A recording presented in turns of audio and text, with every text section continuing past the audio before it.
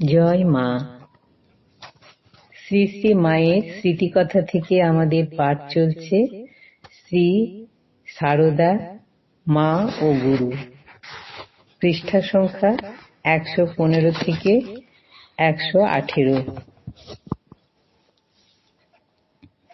মঠে একদিন অপরাহ্নে মায়ের মন্দিরের দরজার সম্মুখে দাঁড়াইয়া একজন প্রৌঢ়া ভক্তিমতী মহিলা অনিমেষ নয়নে মায়ের চিত্র মূর্তি নিরীক্ষণ করিতেছেন। তাহার শিশুকন্যাও তাহাকে ধরিয়া দাঁড়াইয়া মায়ের চিত্র দেখিতেছিল।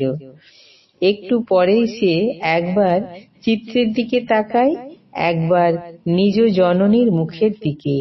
তৎপরে অতীব উদ্গ্রীব হইয়া জননীকে বারংবার জিজ্ঞাসা করিতে লাগিল, মা, এ ফটো তোমার কিনা বলো, ঠিক করে বলো, এ ফটো তোমার কিনা?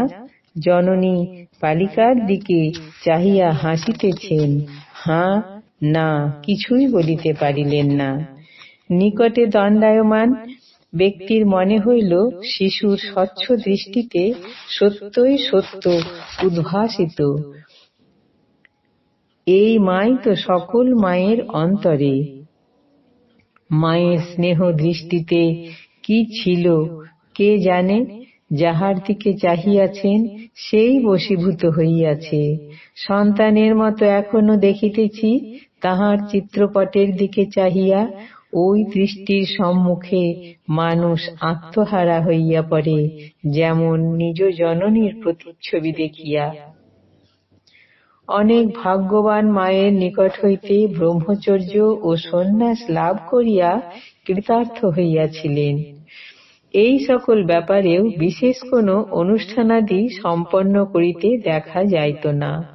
মা শ্রী শ্রী ঠাকুরের নিকট প্রার্থনা করিয়াই সন্তানদিগকে ওই সকল মহাব্রতে দীক্ষিত করিতেন। ব্রহ্মচারীগণকে সাদা ডোর কৌপিন বহির্বাস ও সন্ন্যাসীগণকে গেরুয়া বস্ত্রাদি দিয়া। অবশ্য সন্ন্যাস গ্রহণেচ্ছুগণকে পূর্বে মুণ্ডন করিতে হইত। জয়রামবাটিতে জনৈক সন্তান ব্রহ্মচর্য গ্রহণ করিয়া জিজ্ঞাসা করিলেন, কতদিন এ ব্রত ধারণ করিতে হইবে? মা তৎক্ষণাৎ দৃঢ়স্বরে বলিলেন, যতদিন দেহ আছে। জনৈক সন্তান সন্ন্যাস গ্রহণ করিয়া আশীর্বাদ ও উপদেশ প্রার্থনা করিলে মা তাহাকে বলিয়াছিলেন, বিশ্বাস নিষ্ঠাই আসল জিনিস। বিশ্বাস আর নিষ্ঠা থাকলেই সব কিছু লাভ হয়। জনৈক বিবাহিত গৃহস্থ সন্তান একদিন মায়ের নিকট উপস্থিত হইয়া সন্ন্যাস প্রার্থনা করিলেন। তিনি ত্যাগীর জীবনযাপন করিয়া সন্ন্যাসীর মতই ছিলেন। মা সব কথা জানিতেন এবং তাহাকে বিশেষ স্নেহাদরও করিতেন। মা বলিলেন, তুমি একমাত্র পুত্র, তোমার গর্ভধারিণীর অন্তরে আমি ব্যথা দিতে পারব না। তিনি খুব অনুনয় বিনয় করিলে মা জানাইলেন, তাহার মা যদি সন্ন্যাস গ্রহণ করিতে অনুমতি দেন তবেই হইতে পারে, নতুবা নয়। তাহার গর্ভধারিণীও শ্রী শ্রী মায়ের পদাশ্রিতা পরম ভক্তিমতী এবং ত্যাগ বৈরাগ্যপূর্ণা। তিনি পুত্রের উন্নতির পথে বিঘ্ন হইলেন না। স্বহস্তে বস্ত্র গৈরিক রঞ্জিত করিয়া সানন্দে অনুমতি দিলেন। পুত্রের মনোবাঞ্ছা পূর্ণ হইল। মায়ের শ্রীহস্ত হইতে তিনি গৈরিক বস্ত্র এবং তাহারই অনুমতি অনুসারে মঠে পূজ্যপাদ মহারাজের নিকট বিরজা হোম ও যোগপট্ট লাভ করিলেন। তাহার স্বাস্থ্য ভালো ছিল না, হাঁপানি রোগী, সময় সময় প্রাণ সংকট দেখা যাইত।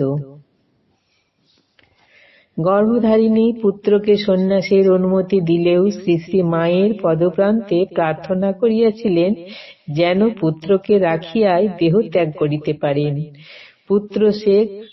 পুত্র শোক ভোগ করিতে না হয়। মা কৃপা করিয়া তাহার প্রার্থনা পূর্ণ করেন। পুত্রের দেহত্যাগের কিছুদিন পূর্বেই তিনিও দেহত্যাগ করিয়া বাঞ্ছিত লোক গমন করিয়াছিলেন। আর একটি সন্তান মায়ের নিকট হইতে গৈরিক ধারণ করিয়া মায়ের বাড়ি ত্যাগ করিতে না করিতেই তাহার গর্ভধারিণী আসিয়া মাকে ধরিয়া পড়িলেন। তাহার পুত্র যাহাতে সংসারে ফিরিয়া যান। তিনি খুব কাতর হইয়া কাঁদিলেন, প্রার্থনা করিলেন এবং অনুযোগও করিলেন। তাহার এই পুত্রের উপরই সংসারের ভরসা, খুব রোজগারি ছেলে, যুবতী স্ত্রী ও সন্তান আছে, তাহারই উপর সকলের জীবিকা নির্ভর করে। মা সব শুনিলেন, সহানুভূতি করিলেন, কিন্তু নূতন সন্ন্যাসীকে গৃহে ফিরাইয়া দিবার কথায় সায় দিলেন না।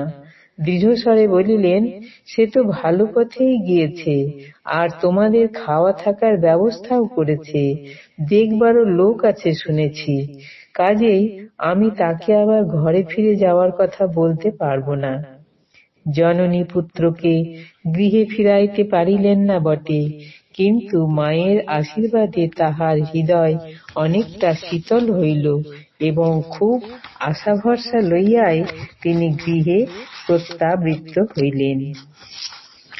সন্ন্যাস গ্রহণ করিলেও যতদিন গর্ভধারিণী জীবিত ছিলেন ততদিন পর্যন্ত মাতা ঠাকুরানীর অভিপ্রায় অনুসারে পুত্র জননীর সহিত শ্রদ্ধা ভক্তির সম্পর্ক ও জননীর সুখ স্বাচ্ছন্দ্যের প্রতি দৃষ্টি রাখিয়াছিলেন।